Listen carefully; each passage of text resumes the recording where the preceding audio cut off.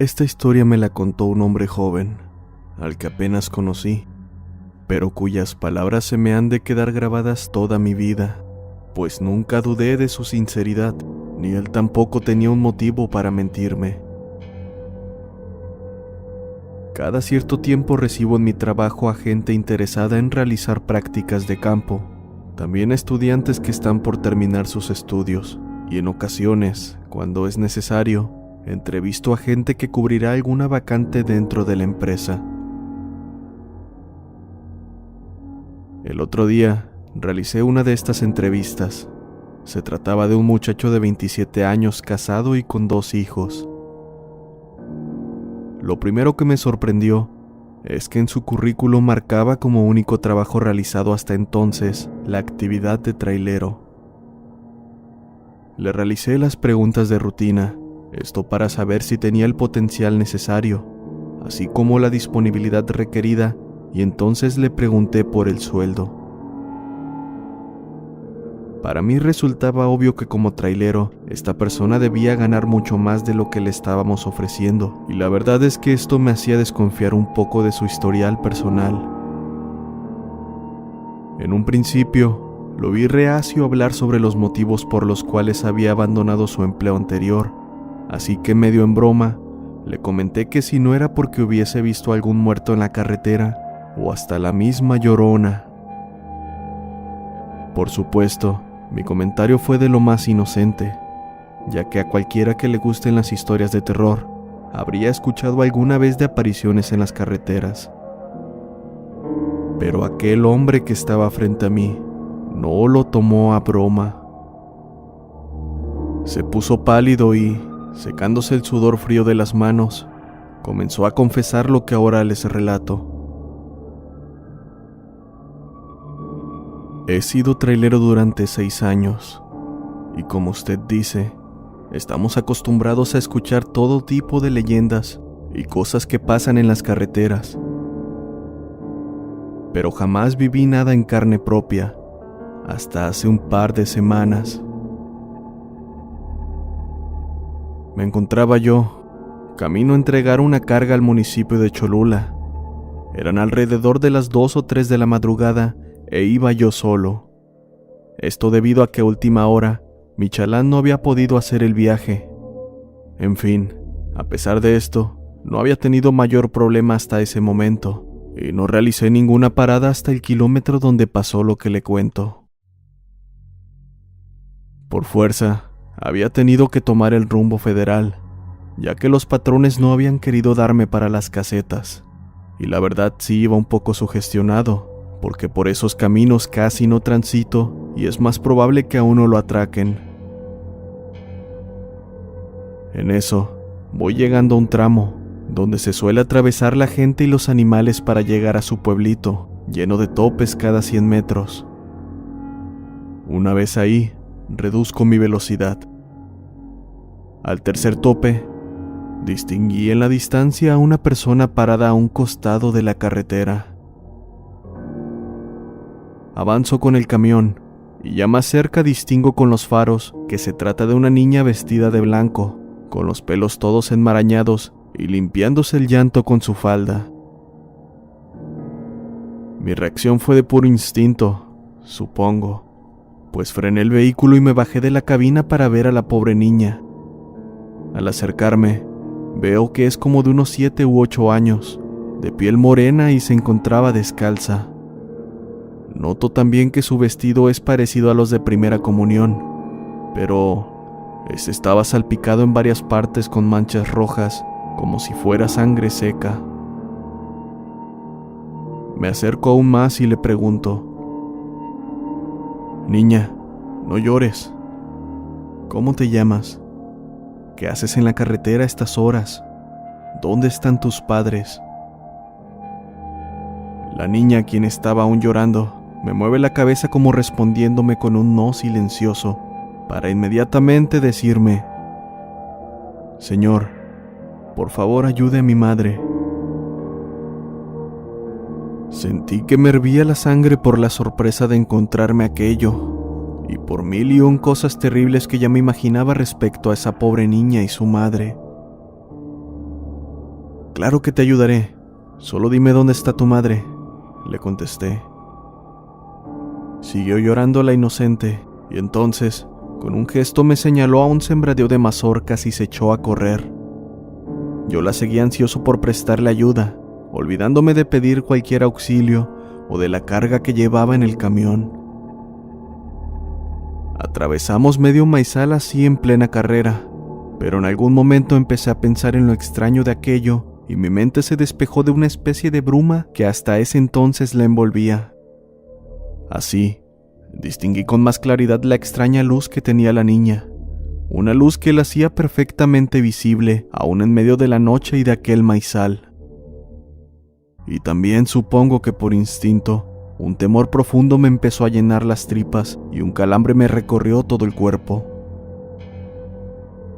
Me paré en seco, tratando de recomponer mis ideas, y al gritar para que la infante también se detuviera, me percaté de un detalle escalofriante. La niña ya no tenía pies. Su vestido revoloteaba con el viento y ella seguía corriendo, pero parecía como si ella fuera jalada al interior de aquel maizal por una fuerza invisible. Fue entonces cuando esta niña me pareció más como una marioneta. Supe entonces que me tenía que largar. Algo en lo más profundo me advertía que si no me apuraba, no regresaría vivo al camión. Corrí de regreso hasta casi desfallecer. Me trepé como pude a la cabina y arranqué la máquina con todos sus caballos. La carga llegó toda rota a su destino. Mis patrones me corrieron tomándome por borracho después de escuchar mi historia. Y aquí me tiene ahora, necesitado por mi esposa y por mis hijos. Hasta aquí se acaba su relato, el cual yo escuché fascinado y con espanto a la vez. Al hombre no lo volví a ver, pues preferí hablarle con la verdad y decirle que en este puesto, aunque trabajase de sol a sol, no ganaría lo necesario para mantener a 4 personas. Días después, se me ocurrió buscar en internet noticias sobre aquel tramo de la carretera federal, y lo que encontré me ha llenado de inquietud y horror, pues en los últimos años se han encontrado en ese tramo al menos 6 vehículos abandonados en el asfalto. Las pruebas judiciales dicen que podría tratarse de bandidos o secuestradores, aunque jamás hayan encontrado cuerpos o pedido rescates. Pero ahora pienso que quizás se trate de otra cosa mucho más extraña.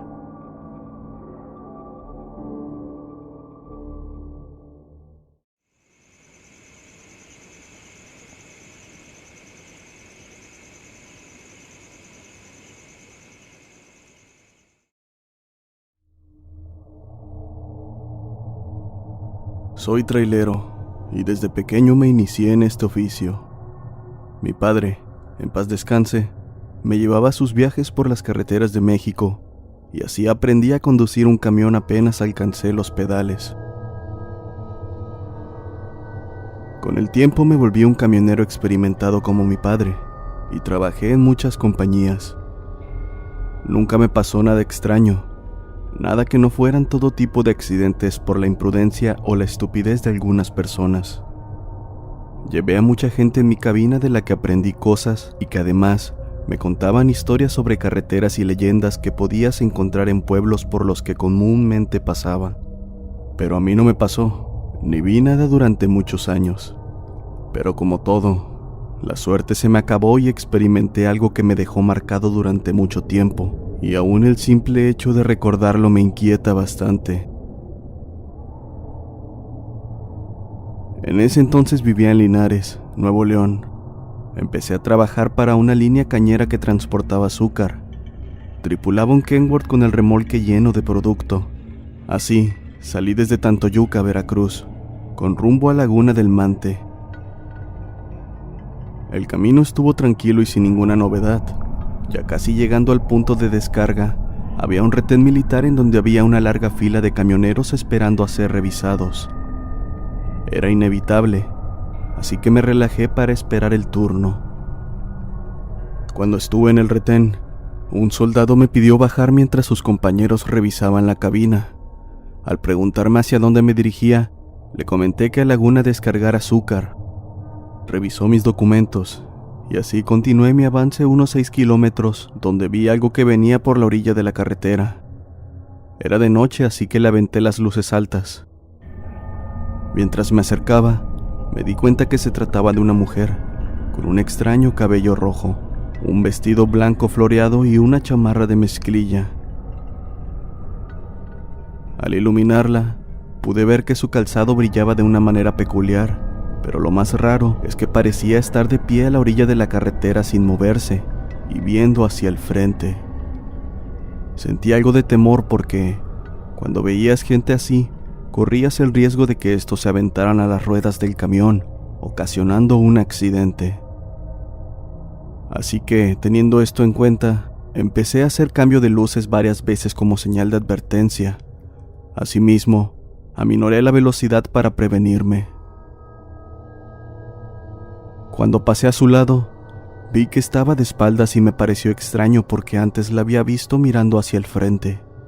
Solo pude ver su cabello rojo y el vestido ondular con el viento. Pensando que quizás necesitaría ayuda, hice lo que se suponía no debía hacer.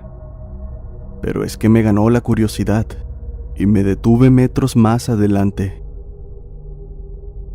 No había tanto tráfico, así que no hubo problema en pararme. Bajé de la unidad y corrí hacia la muchacha. Al verla, noté que estaba con la cabeza agachada en señal de tristeza o algún problema. Al acercarme, le pregunté si estaba bien, que si la podía llevar. Al decir esto último, la muchacha volteó de una manera muy extraña. Fue bastante rápido, como si la realidad se viera cuadro a cuadro, y en un instante, lo que debía ser el rostro de una joven bonita, resultó ser nada. Un enorme hueco se podía ver en medio de aquella cabeza, obscuro e inquietante. Al ver esto, el terror me invadió de tal manera que me hice para atrás intentando alejarme de esa horrible visión, cayendo sentado en el pavimento. Mientras veía aquella cosa con su rostro apuntando fijamente hacia mí, me arrastré sin dejar de ver eso, y al incorporarme, corrí lo más rápido que pude con el corazón saliéndoseme del pecho. Me subí a la unidad y comencé la marcha. No quise voltear, pero en el retrovisor sentía que de pronto aparecería la joven sin rostro. Me concentré y revolucioné el motor al máximo para ganar velocidad y alejarme. Era imposible, era algo que no podía creer, pero lo había visto y sentí tanto frío que comencé a temblar y a sentir el estómago revuelto. Cuando por fin llegué a Laguna, ya estaban varios camioneros esperando descargar. Por mi parte, estacioné el vehículo y bajé vomitando de la unidad. Me sentía terriblemente mal y temblaba copiosamente. Algunos choferes que estaban cerca se acercaron al ver mi estado y me preguntaron qué me pasaba. Sin poder hablar, me senté y tomé un poco de agua que me ofrecieron. Luego de que me calmé, empecé a platicarles lo que vi en la carretera antes de llegar. La verdad es que yo esperaba que me vieran extraño o me tildaran de drogadicto o loco, pero en vez de eso, me miraron condescendientes y uno de ellos, el de más edad, dijo que efectivamente siempre se aparecía en ese tramo. Según se sabía por dichos de la gente, a esa muchachita la atropellaron, haciéndole pedazos la cabeza. Sin embargo, otros tenían una versión más creíble, y era que a esa joven la habían abandonado ya muerta, y que el trailero que la mató utilizó un marro para aplastarle la cabeza. Quizás por eso su apariencia. La verdad es que nadie me dio una razón convincente para que pudiera parecer eso, y por mi parte no quise saber más del asunto, y luego de entregar la mercancía, tuve que regresar a la compañía. Pasé muchos días sin poder dormir, tenía pesadillas, e incluso sentía que la muchacha se subía a la cabina, y de reojo podía verla ahí a un lado mío. Eso me tenía bastante tenso, y mi familia tuvo que curarme de espanto. Aparentemente me tranquilizó un poco, pero Después me volvieron a mandar para llevar azúcar a Laguna del Mante. Eso me puso nervioso, pero no quería entrar en pánico, así que me calmé y manejé sin más problemas. Serían como las 10 de la noche cuando de nueva cuenta me paré en el retén militar. Un soldado que me fue a revisar me hizo la misma pregunta que el anterior y le respondí exactamente lo mismo. Pero al decirle mi destino, me miró sorprendido y dibujó una sonrisa que me incomodó. Y más cuando me preguntó que si me había persignado antes de salir para Laguna. Le contesté que sí, pero sentía que temblaba.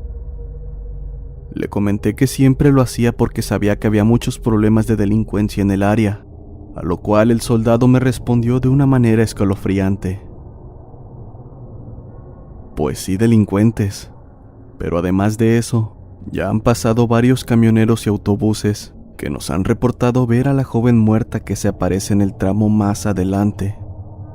Ya se mandó una patrulla, pero ¿qué haces con eso? Sin decirle más, él se quedó riendo mientras yo comencé a sudar de las manos. No quería ver de nuevo aquello. Arranqué y me fui manejando rápido. Cuando apenas iba a cruzar el tramo donde había visto al ánima, vi con alivio que no había nada ahí. Pasé sin voltear y agradecí a Dios por haberme evitado ver eso. Estaba casi por terminar de agradecer, cuando por el retrovisor vi que se asomaba en la parte trasera del remolque la cabeza agujerada de la joven. Al verla, di un leve volantazo que casi me saca del camino. Cuando me reincorporé, volví a ver y esta chica ya no estaba. Al llegar a Laguna, de nueva cuenta estaba muy mal. El terror me nubló la mente y no podía siquiera maniobrar la unidad, por lo que unos compañeros tuvieron que ayudarme. Después de esa noche, no quise regresar de inmediato, así que esperé al amanecer para poder retornar, y en cuanto lo hice, renuncié a la compañía. Jamás volví a manejar por esos rumbos, por el temor que se me apareciera algo en el camino.